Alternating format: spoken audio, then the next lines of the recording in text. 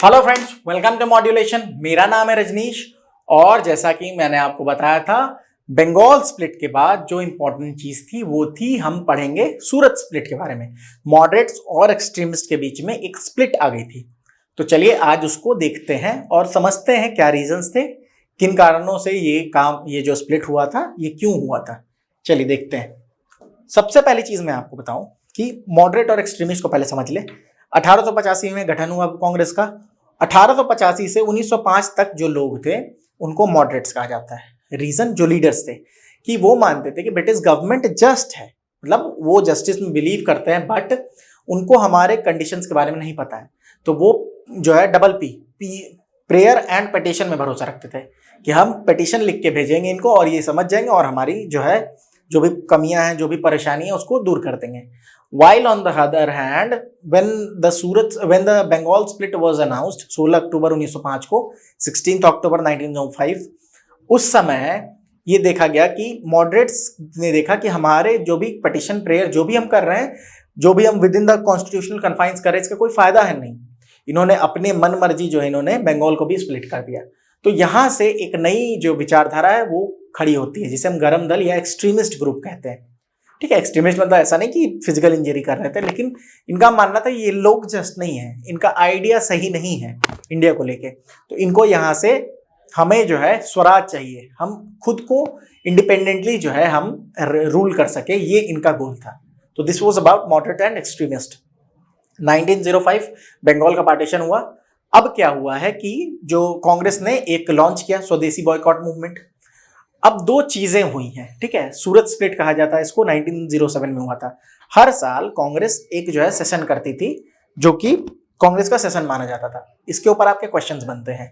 जैसे 1885 का सेशन कहाँ हुआ था? That was the first session which was held in Bombay, Gwalior tank, और जो है वो WC बैनर्जी ने उसको प्रिसाइड किया था। तीन चीजें, ईयर, प्लेस और प्रेसिडेंट, आपको याद रखना है कुछ सेशंस के जो इंपॉर्टेंट हैं।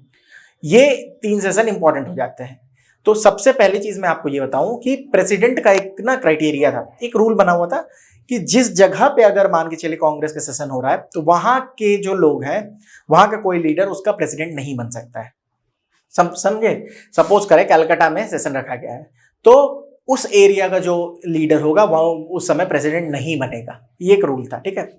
तो धीरे धीरे क्या हुआ कि अब 1905 में बंगाल स्प्लिट हो गया है, एंटी जो है पार्टीशन मूवमेंट स्टार्ट हो चुके हैं। तो सबसे पहले इनके जो अप्रोच थे ना, मॉडरेट और एक्सट्रीमिस्ट, इनके अलग अलग अप्रोच थे। मॉडरेट्स का मानना था कि अभी के समय में ही क्या करो कि इस मूवमेंट को ऑल ओवर इंडिया जो स्प्रेड करो, ताकि क्या हो कि जो जितने भी लोग हैं वो जुड़े और हम इस तरह से चलते रहें तो ब्रिटिश को हम यहां से भगा देंगे। ये इनका आइडिया था। लेकिन एक्सट्रीमिस्ट मॉडरेट्स इसके पक्ष में नहीं थे। तो मेजर कॉज ऑफ कॉन्फ्लिक्ट जो अगर हम बोले तो दो कॉज थे। एक तरह से अगर मैं बताऊं आपको तो मेनली जो है ना, हाँ, दो कॉज थे। एक तो who will preside over the session, president कौन होगा सेशन का, ये एक इंपॉर्टेंट कॉज था, ठीक है। इसको छोटा करते रही। और दूसरा एक कॉज क्या था? दो कॉज मैंने आपको बताया। एक कॉज था president who will preside over the session, और दूसरा कॉज था nature of revolt. Nature of revolt, ये दो रीजन थे जिसके ऊपर इनकी आइडियोलॉजी में प्रॉब्लम थी। लॉर्ड कर्जन ने बोला था आई वांट टू, मतलब एक उसका फ्रेज है, मैं पैराफ्रेज कर देता हूं कि I am watching Congress falling tottering to its demise and I will give it a last push, ऐसा उसने बोला था, ठीक है।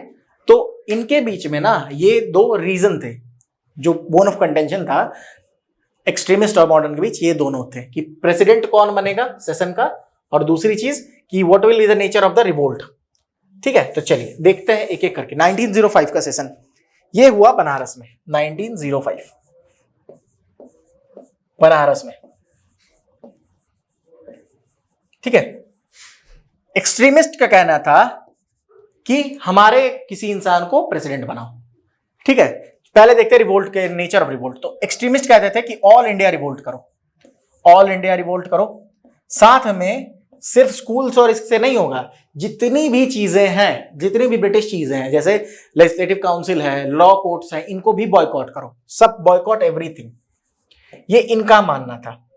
लेकिन एक्सट्रीमिस्ट का कहना था कि वो लोग 20 सालों से जो है लगे हुए थे, उनका कहना था नहीं नहीं अभी ये जल्दीबाजी होगी, तो ये काम तो हम नहीं करने वाले हैं। तो एक्सट्रीमिस्ट मॉडरेट इसके पक्ष में नहीं थे। तो एक तो ये हो गया। दूसरा था कि प्रेसिडेंट पोस्ट के लिए तो एक्सट्रीमिस्ट बोल रहे थे कि आप लोग जो है 1885 से लगातार अपने ही लीडर्स को बना रहे हो, हमारा भी तो कुछ ध्यान दो। लेकिन एक्सट्रीमिस्ट जो मॉडरेट थे उन्होंने एक चाल चली। चाल क्या चली? उन्होंने जो नाम अनाउंस किया था वो था जीके गोखले, गोपाल कृष्ण गोखले। गोपाल कृष्ण गोखले जो थे वो बहुत ही रिस्पेक्टेड लीडर थे कांग्रेस के। इनको political Guru of Gandhi ji भी कहा जाता था। इतने रिस्पेक्टेड लीडर के अगेंस्ट खड़ा होना, आप सपोज करें कोई एक्सपीरियंस इंसान है, ठीक है, उसके सामने आप खड़े हो जाओ तो थोड़ा आपको भी लगेगा ना। तो एक्सट्रीमिस्ट ने ये बात मान ली कि चलिए जीके गोखले जी प्रेसिडेंट बनेंगे 1905 में बनारस सेशन में। और मॉडरेट ने इनकी ये बात भी नहीं मानी, एक माइल्ड जो है रेजोल्यूशन पास किया condemning the partition of Bengal, ठीक है। तो 1905 में ये हो गया। फिर लगातार ये जो है ना रिवोल्ट 2-3 साल चला। फिर ये मिले कब? 1906 में कलकत्ता में, ठीक है। 1906 में फिर जो दूसरी सेशन हुई वो कलकत्ता सेशन था। फिर ये दो चीजें जो है सामने आई। तो सबसे पहली चीज थी कि एक्सट्रीमिस्ट का कहना था कि अब रेजोल्यूशन तो हमारा कम से कम पास करो, आप ऐसे तो काम चलेगा नहीं, हमारा रेजोल्यूशन पास करो और प्रेसिडेंट भी हमारा होना चाहिए। तो सबसे पहले प्रेसिडेंट के लिए उन्होंने क्या किया? इन्होंने एक हुक्म का इक्का फेंका। क्या? मॉडरेट्स ने एक नाम अनाउंस किया। उन्होंने बोला हमारी तरफ से लीडर बनेंगे दादा भाई नौरोजी। दादा भाई नौरोजी, दादा भाई नौरोजी को grand old man of India भी कहा जाता है, याद रखेंगे, दिस इज इंपॉर्टेंट, दादा भाई नौरोजी। अब एक्सट्रीमिस्ट में किसी के पास हिम्मत ही नहीं कि इनके नाम को अपोज किया जाए। He was very respected. तो ये तो रह गया। लेकिन इन्होंने बोला रेजोल्यूशन तो हमारा पास करना होगा। तो रेजोल्यूशन पास हो गया कि स्वराज जो है सेल्फ ये कहते हैं उसको सेल्फ गवर्नमेंट, इसको डिफाइन किया गया है, ठीक है। रेजोल्यूशन पास हुआ कि हमारा जो ये है, हमारा जो एम है वो है सेल्फ गवर्नमेंट, स्वराज हमारा गोल है, ठीक है। और साथ में नेशनल एजुकेशन, ये सारी चीजें पास की गई। रेजोल्यूशन पास हो गया मॉडरेट्स का। फाइनली 1907 में क्या हुआ? 2 साल तक तो ये प्रेसिडेंट को लेकर बहुत मारामारी खींचातानी चली। 1907 में एक चीज हुई। 1907 में अब एक्सट्रीमिस्ट क्या चाहते थे कि ये सेशन हो नागपुर में, नागपुर, और मॉडरेट क्या चाहते थे कि ये सेशन हो सूरत में। सूरत में क्यों? क्योंकि सूरत बॉम्बे प्रेसिडेंसी में आता था और बॉम्बे प्रेसिडेंसी से ही तिलक थे। तो अगर सूरत में होगा तो तिलक का नाम ऐसे ही एक्सक्लूड कर दिया जाएगा। बहुत ज्यादा डेडलॉक बन गया। लेकिन फाइनली सूरत में ये मीटिंग हुई। तो चलिए सूरत में मीटिंग तो हुई, लेकिन इन्होंने बोला कि हमारे पास सिर्फ तिलक थोड़ी है, और भी है। लाला लाजपत राय को बना दो, वो तो पंजाब से है ना। लाला लाजपत राय को बना दो, बिपिन चंद्र पाल को बना दो, अरविंदो घोष को बना दो, किसी को भी। इस बार जो प्रेसिडेंट होगा वो हमारा ही होगा, इस बार हम नहीं हिलेंगे। तो एक्सट्रीमिस्ट ने नाम अनाउंस किया रास बिहारी घोष का, रास बिहारी घोष का। और इस बार बवाल हो गया। ये गुस्सा हो गए पूरे के पूरे जो है ना, ये एक्सट्रीमिस्ट, ये पूरा गुस्सा हो गए। और फाइनली क्या हुआ कि एक चप्पल फेंका गया था। चप्पल चल गई थी उस सेशन में, और एसएन बनर्जी और रास बिहारी घोष जो पोडियम पे बैठे होते हैं उनके बगल से ये चप्पल गुजरी थी। यहां पे हुआ ये सूरत स्प्लिट, जिसे मॉडरेट एक्सट्रीमिस्ट स्प्लिट भी कहते हैं, ठीक है। कांग्रेस टूट गई, और टूटेगी तो इसका फायदा किसको होगा? इससे फायदा किसको होगा? वही दो बंदर लड़ रहे हैं, बिल्ली जो है रोटी खा गई, वही चीज हुई। यहाँ दो जो है मॉडरेट एक्सट्रीमिस्ट लड़ रहे हैं, फायदा कौन उठा गया? यहाँ पे जो गवर्नमेंट है, ब्रिटिश गवर्नमेंट, उसने सिवियर रिप्रेशन किए। जितने एक्सट्रीमिस्ट लीडर थे सबको जेल में डाल दिया, ठीक है। सबको, ये जो तिलक थे इनको जेल में डाल दिया। अरविंदो घोष ने देखा कि स्थिति खराब है, कुछ बाहर भाग गए। तो अरविंदो घोष ने बोला मैं रिटायर कर रहा हूं, मैं जा रहा हूं, अब फिलोसफर बनूंगा, ठीक है। तो एक्सट्रीमिस्ट टूट गए, और धीरे धीरे इसके बाद जो स्वदेशी मूवमेंट था वो भी फिजल आउट कर गया। फाइनली इन्होंने क्या किया कि ये सब तो चल ही रहा था, एक जो है ना कैरेट एंड स्टिक पॉलिसी कहते हैं। इसका मतलब है कि इन लोगों को, किसको? कांग्रेस को। अब क्योंकि अब बचे कौन? मॉडरेट्स बचे, एक्सट्रीमिस्ट को तो इन्होंने बंद ही कर दिया। तो मॉडरेट्स को एक ना कैरेट दिया, कैरेट कहने का मतलब एक प्रलोभन दिया कि हम जो है रिफॉर्म्स ला रहे हैं, कॉन्स्टिट्यूशनल रिफॉर्म ला रहे हैं और आपको जो है उससे फायदा होगा। लेकिन ये कैरेट कभी मिल नहीं सकता है क्योंकि कुछ है ही नहीं।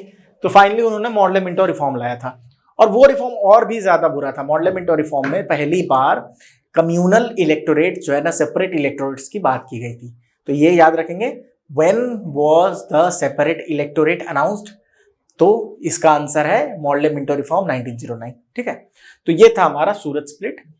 इट इज वेरी इंपॉर्टेंट, आपको तीनों सेशंस कहाँ हुए, कौन प्रेसिडेंट बने, ये नाम याद होने चाहिए और मॉडरेट्स के लीडर और एक्सट्रीमिस्ट के लीडर के नाम याद होने चाहिए। I hope the video was informative. ठीक है, प्लीज चैनल को सब्सक्राइब कर दें, लाइक करें वीडियो को, थोड़ा शेयर करें फ्रेंड्स के बीच में। कोई प्रॉब्लम आ रही है कमेंट बॉक्स में कमेंट डालें, कुछ चीज नहीं समझ आ रही, कोई वीडियो आप चाहते हैं जो हम बनाएं, तो प्लीज आप कमेंट बॉक्स में डालें। हमारे कोर्स के बारे में और जानकारी चाहिए तो आप मॉड्यूलेशन 2.0 ऐप डाउनलोड कर सकते हैं। हमने एक बहुत अच्छा कोर्स आपके लिए डिजाइन किया है ताकि आपके जितने भी, आपको बुक्स ना पढ़नी पड़े। आप हमारे कोर्स को देखोगे, नोट्स बनाओगे, आपको बुक्स की जरूरत नहीं पड़ेगी, आप CUET में बहुत अच्छा स्कोर करोगे। तो आप लोग प्लीज उस कोर्स को भी देखें। साथ में कुछ कांटेक्ट करना हो हमें तो 9015781999 पे कॉल करके और जानकारी ले सकते हैं हमारे इंस्टीट्यूट से जुड़े किसी भी चीज के बारे में। मॉड्यूल आपको CUET के बारे में कोई जानकारी चाहिए, ऐप के बारे में चाहिए, तो आप इस पे कॉल कर सकते हैं। साथ में मॉड्यूलेशन CUET 2024 करके एक टेलीग्राम चैनल है, वहाँ डेली हम कुछ ना कुछ अपडेट्स डालते हैं। हमारे कम्युनिटी पोस्ट को आप लोग आंसर करें, साथ में जो वीडियो जो हमारे पोस्ट जा रहे हैं उनको ध्यान में रखें, तो ये सारी चीज़ें इंपॉर्टेंट हो जाएंगी आपके लिए। ठीक है, CUET में आप अच्छा स्कोर कर पाओगे तब। तो I hope this video was very informative for you. Thank you. मिलते हैं किसी और वीडियो में किसी और टॉपिक को लेके। Till then take care and keep on revising things.